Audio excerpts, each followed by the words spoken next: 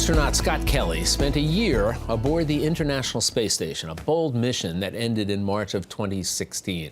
Part of the study was to see the effects on Scott Kelly's body by comparing Scott with his identical twin brother and NASA astronaut Mark Kelly, who remained on Earth during that time. The results? Well, we were told 7% of Scott Kelly's gene expressions changed since returning to Earth.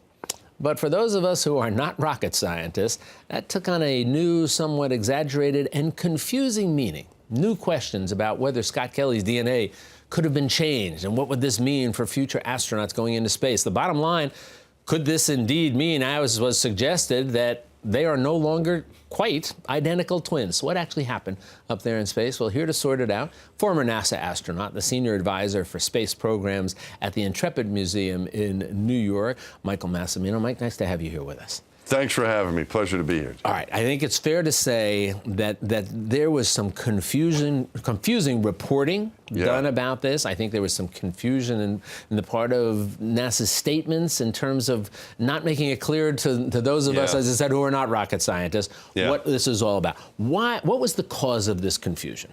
I think it just was the way the statement was released or the information was released. It seemed like, oh, you know, this is a big change, and they may no longer be twins. But, you know, knowing the two of those guys, I don't care what happens to their DNA.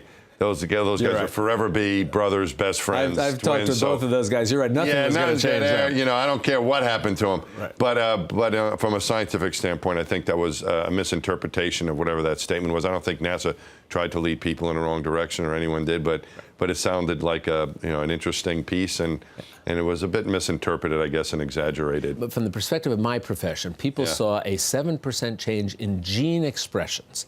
Now, a lot of people thought that meant, oh my goodness, that means the DNA was changed by 7%. That's not what it means. When they're talking about gene expressions, what are they talking about scientifically?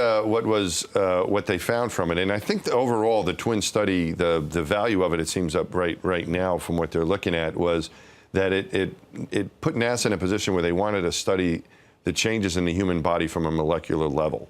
And now we're in this day and age where you can study the human genome and DNA, and you can look at those changes now. We're very lucky that we have that technology.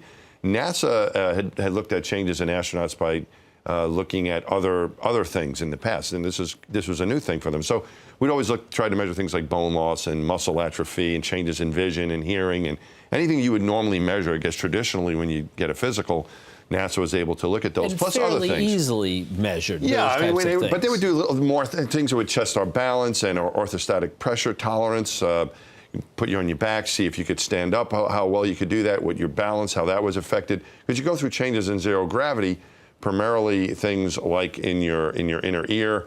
Your inner ear works on gravity. It's not working when you're in space. So now as you come back to Earth, how is that affected? How long is the recovery period? How long can you not drive a car, fly an airplane? What changes to the body are caused by being in zero gravity? For those measurements, muscle, bone, eyesight, hearing, balance, all these things were very important. Now, I think what's interesting with the twin study is it put them in a position where they really wanted to see what the changes were molecularly between these two guys. And it's great. You and I talked about this. Having a one on the ground to give you a baseline, so to speak. Yeah. You don't usually have that. No, you don't with those. That's very rare. You know, the first pair of twins that and they weren't selected because they were twins. They both were Navy test pilots, and both my astronaut class. I've known these guys. I interviewed with Mark. I've known these guys a long time. But to get back to the changes that happened with Scott, it looks like they were talking about these gene expressions. And again, so people understand, you know, essentially, I think it's now been better explained. So my business and the public better understand it. When they're talking about that, and correct me if I'm wrong, they're not talking about a change in your molecular genetic structure. No. The way it was explained afterwards is gene expressions are how the body responds to environments and external stimuli. Exactly. And so when you go to a different environment, you're going to react differently. So particularly, it's similar to changes they've seen for people who do undersea exploration, high altitude, mountain climbers, people who are polar explorers.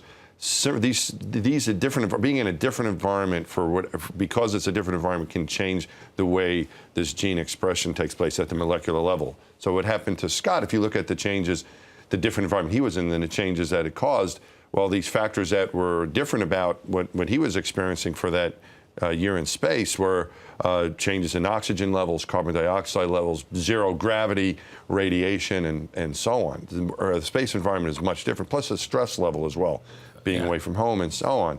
So I think what's exciting about this is that now NASA has the techniques and has started entering this new era of not just looking at vital signs, but also looking at the molecular level and how spaceflight can affect that. And if we want to send people on longer journeys in the future to other planets, which is what the hope is. So we've heard about the plans to go to Mars, three years in space, that's something like that. That's a long trip, Yeah. Mars is really tough.